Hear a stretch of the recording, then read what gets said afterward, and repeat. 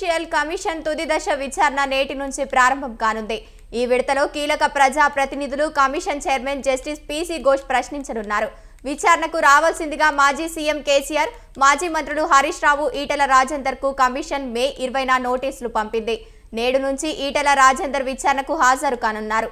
ప్రస్తుతం ఈటెల రాజేందర్ బీజేపీ ఎంపీగా కొనసాగుతున్నారు.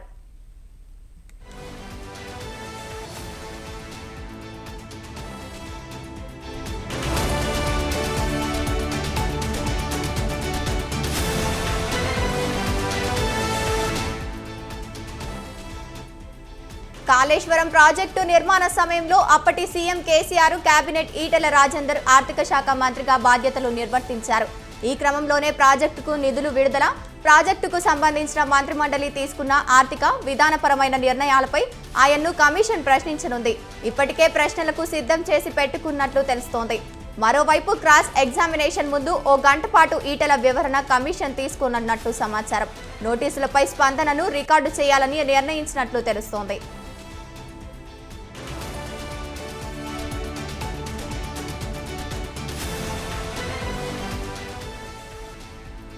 విచారణలో భాగంగా ఇప్పటికే 109 మంది రిటైర్డ్ ఈఎన్సీలు, ఇంజనీర్లు, అధికారులు, పలువురు ప్రైవేటు వ్యక్తుల నుంచి స్టేట్మెంట్లను జ్యుడిషియల్ కమిషన్ తీసుకున్నది. చాలా మంది అధికారులు అప్పటి ప్రభుత్వాధినేతలు మంత్రిమండలి నిర్ణయాలకు తగ్గట్టుగానే వ్యవహరించామని స్పష్టం చేశారు.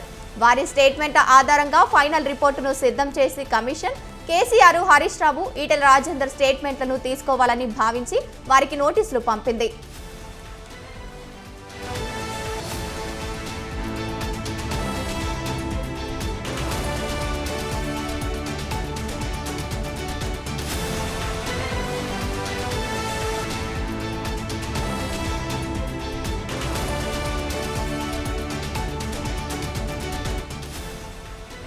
మేడిగడ్డ బ్యారేజ్ నిర్మాణ పనులు పూర్తి కాకముందే కంప్లీషన్ సర్టిఫికేట్ ఇవ్వడం, బ్యాంకు గ్యారంటీలు విడుదల చేయడం వంటి ఆర్థిక పరమైన ఉల్లంఘనలు జరిగినట్టు అధికారుల విచారణలో తేలింది. ఈ నేపథ్యంలోనే వాటిపై ఈటెల రాజేందర్ కు కమిషన్ ప్రశ్నలు సంధించే అవకాశం ఉన్నట్లు తెలిసింది.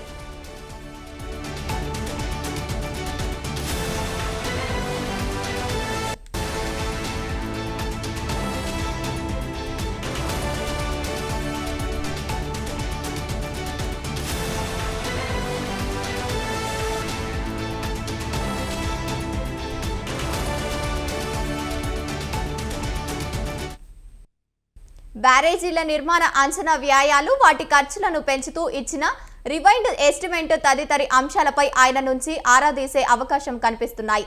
అంతేకాకుండా కాంట్రాక్టర్లకు బిల్లులు చెల్లింపు వంటి వాటిపై ప్రశ్నలు అవకాశాలున్నాయి.